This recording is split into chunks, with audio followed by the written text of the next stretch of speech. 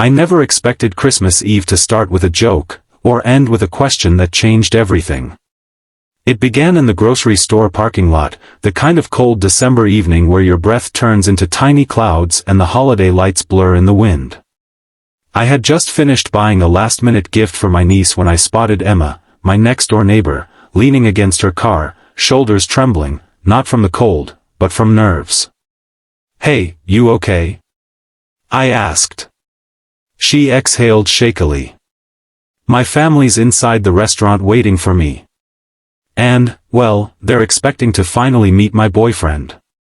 I blinked. "Boyfriend? Since when do you?" She shook her head. "I panicked last month. Everyone kept asking why I never bring anyone home. I just blurted out I was seeing someone. I tried to lighten the mood. Well, if you want, I'll pretend to be your boyfriend on Christmas Eve."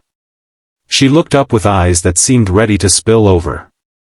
Then she whispered, "Pretend, or real?" That was the moment everything in my chest went still. Christmas tree, a Christmas crisis. Emma wasn't dramatic by nature. She was soft-spoken, thoughtful, and kind in a quiet way, someone who baked cookies but never bragged about it, someone who remembered birthdays without reminders. Seeing her look that vulnerable hurt me more than it should have. I cleared my throat. "What do you need?" She swallowed hard. "Just someone to sit with me tonight. My parents are complicated. I don't want to disappoint them again." That hit me. Everyone knows that kind of family, the kind that means well but measures love by milestones, careers, marriages, holidays spent with someone.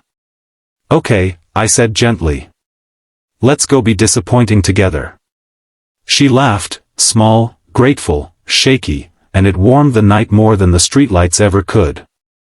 Fork and knife with plate the dinner. The restaurant was cozy, the kind with wreaths on every window and a pianist playing holiday classics in the corner. As soon as we walked in, her mother gasped. "Emma." And, oh. This must be him. Her dad shook my hand so firmly I nearly lost circulation. But Emma slipped her arm around mine, and the tension melted from her face as if just having someone by her side gave her strength. Dinner went well, too well. Her parents adored me. They loved my job, my sense of humor, the fake story we improvised about meeting over spilled coffee. But what I couldn't fake was the way Emma looked at me when she laughed. That part was real. Too real. Halfway through dinner, she leaned in and whispered, "Thank you for this." I know it was a lot to ask. "I'm glad I came," I replied honestly. I expected her to smile politely, but her eyes softened in a way I hadn't seen before. Something unspoken passed between us, warm, delicate, and frightening in its simplicity. Snowflake, the unexpected twist. Dessert arrived, a glowing Christmas pudding, and her mom clapped cheerfully. "Now, you two. Tell us your plans for the new year." I opened my mouth. Nothing came out. Emma's hand slid into mine under the table, fingers trembling. I expected her to give me a sign, to lead the story. Instead, she whispered, "Tell them the truth." My heart slammed against my ribs. Truth? That it was all pretend? That we'd walked into this as neighbors, not lovers? But when I looked into her eyes, I didn't see fear. I saw hope. She took a breath. "Mom, Dad, we're not actually." Before she could finish, her father smiled sadly. "Sweetheart, we know." Emma froze. "You do?" He nodded. "We raised you. We know when you're lying. But what matters is you're happy tonight. You haven't looked this relaxed in years." Her mother reached across the table.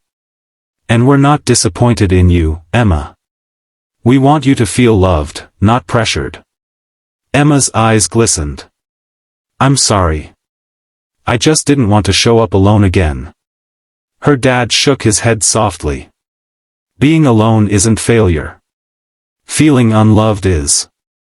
And just like that, something tight inside her seemed to break loose. She leaned against me, not for the act, but for comfort. For truth. I wrapped an arm around her instinctively. Not pretend. Just human. Cloud with snow, the emotional climax. Outside, the snow had started falling in gentle flakes, dusting the pavement like sugar. Emma and I walked toward her car slowly, the way people do when they know the night has changed them. She finally spoke.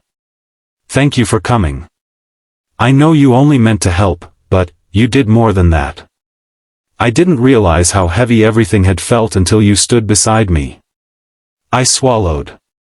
"Emma, when I joked earlier, I didn't think you'd take me seriously." She laughed softly.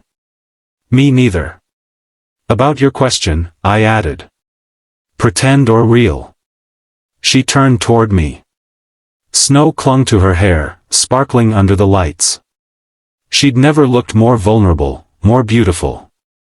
"I don't want to pretend anymore," she whispered. My breath caught. "Me neither."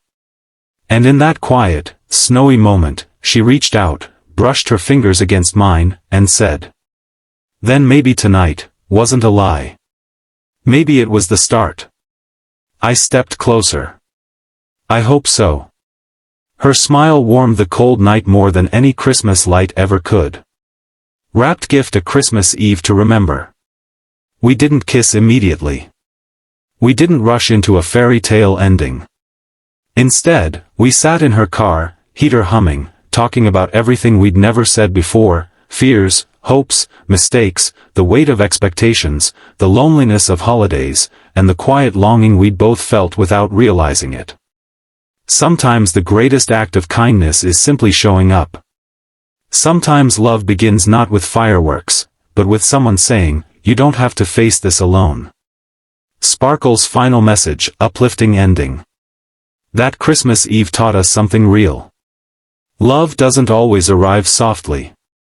Sometimes it knocks on your door, disguised as a joke, and turns into the most honest moment of your life.